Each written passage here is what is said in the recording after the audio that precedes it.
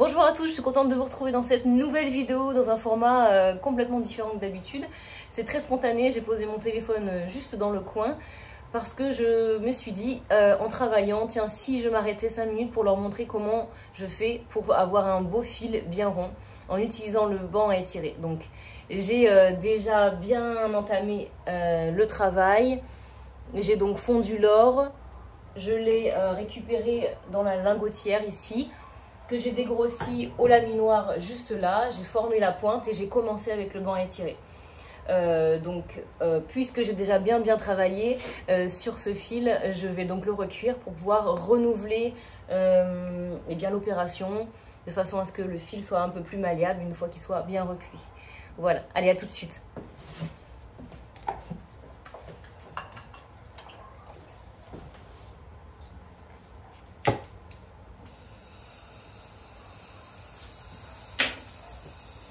Donc là, je vais le recuire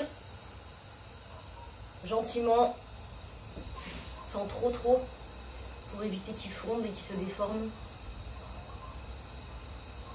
J'utilise un chalumeau avec des bouteilles d'oxygène et d'acétylène. Je vais vous montrer également.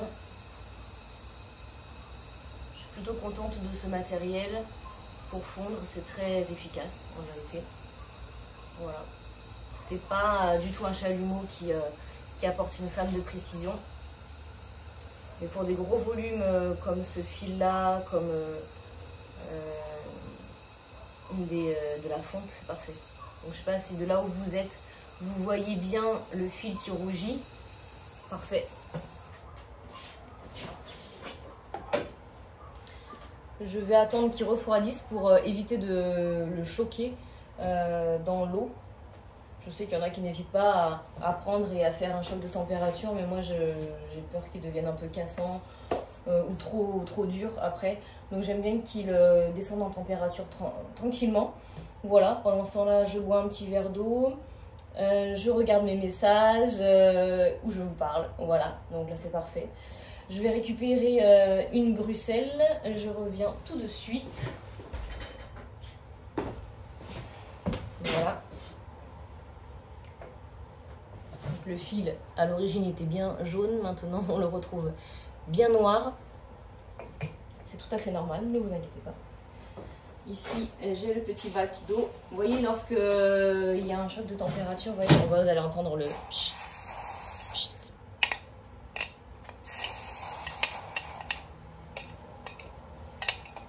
J'aime pas le faire trop rapidement. Voilà, j'aime bien qu'il soit tu refroidisses un peu tranquillement. Je vais donc vous reprendre et vous repositionner dans un autre angle. Juste ici, près de l'établi, où se situe le banc à étirer. Donc ce fameux banc à étirer se compose d'une filière ici que j'ai choisie parce que je veux un fil rond. Voilà, donc des trous de plus en plus petits, du plus gros au plus petit. C'est un outil qui est très lourd sur pied, fabriqué en fonte, qui est indispensable de toute façon pour un travail artisanal. Voilà, le fil est bien sec, il a séché tout seul. Vous voyez la pointe que j'ai faite tout à l'heure là, qui est beaucoup, désolée pour les mains sales. Et bien je vais le positionner. Je vais positionner donc la pointe dans un des trous, de façon à ce que ça force, mais pas trop. Vous voyez, de profil ça donne ça. Ici là, voilà. Et je vais le placer donc à son emplacement. Utiliser la pince. Hop. Je vous montre de plus près comment est l'installation. La pince ici qui est emmaillée dans le crochet, qui est lui-même cranté dans la chaîne. Ici. Et je vais utiliser le bras de force qui va faire dérouler la chaîne. Et là, on sent déjà la tension de la chaîne sur le métal. Voilà. Tout est relâché. Je récupère le crochet, je ramène la pince que je replace dans la pointe. Et je répète l'opération jusqu'à ce que... j'aime bien faire deux passages dans le même trou. Ça permet vraiment d'utiliser toute l'amplitude du trou, de la possibilité Je vais chercher mon calibre. Pas du tout, je vais pas le chercher du tout, il est juste là. Ah, trop bien. Voilà, donc moi je veux vraiment un fil qui fasse 30... Un fil qui fasse 32 max, et là on est à 36. Donc je vais répéter l'opération encore un peu. On va pas faire toute la vidéo jusqu'à 32.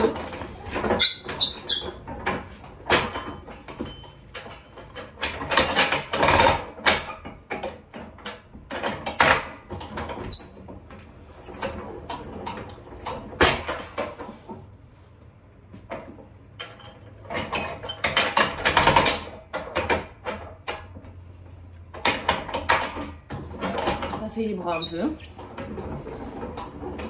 Ça doit être chaud, c'est ça qu'on aime. Ce qui est magique, c'est que le fil redevient jaune en fait. Avec le frottement, l'étirement de la matière.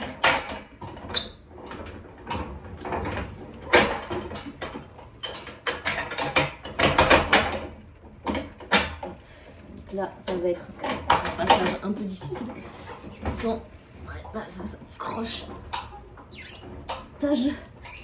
Sans trop, hein, en vérité, hein, j'en rajoute. Hein. Voyons les dimensions. Ouais, ça vient gentiment. Là, on est à 35. Je vais continuer encore un petit peu.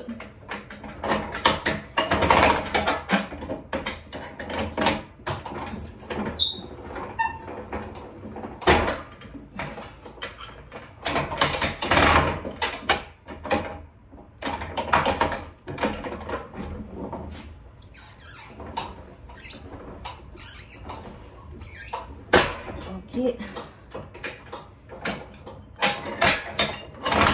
Là, ça fait de la musique, tout ça. Le bruit, la chaleur du métal. Là, d'où vous êtes, vous ne savez pas, mais moi, dans ma main, le métal est chaud. Il travaille, il s'étire. Il est vraiment très malléable. C'est vraiment un métal qui est doux. Là, je le sens, là. Vous pouvez pas le sentir, vous, mais moi, je sais qu'il est doux et qu'il est chaud.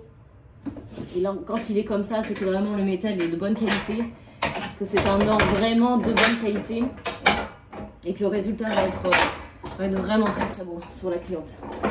Vraiment très très beau sur les oreilles de la cliente, parce que maintenant, je vous dis tout, ce sont des boucles d'oreilles. Des futures boucles d'oreilles. Ça va être génial. Ça va être magnifique. Voilà. J'aime trop, ça picote les doigts. Top. Là, je suis presque à avoir envie de m'arrêter là. Je vais peut-être m'arrêter là. Parce que là, on est quand même rendu à 33 et c'est une dimension 32 avec un peu d'émery. Voilà. Et bien écoutez, le travail est fait avec le banc à étirer. Nous avons donc ici un joli fil. Je vais essayer de vous montrer avec la lumière. Un joli fil d'or jaune, tout rond. À moi de travailler pour avoir une belle mise en forme et une belle chute, parce que ce sont des boucles d'oreilles qui vont être en chute. Voilà, je ne vous en dis pas plus. Peut-être que je vous montrerai le résultat après. Ou pas. Je vous dis à très bientôt pour une prochaine vidéo, évidemment. Si cette vidéo vous a plu, n'hésitez pas à liker, à vous abonner, à mettre un commentaire pertinent, gentil et encourageant. Et sinon, eh bien, je vous dis peut-être à une prochaine fois. À bientôt, ciao.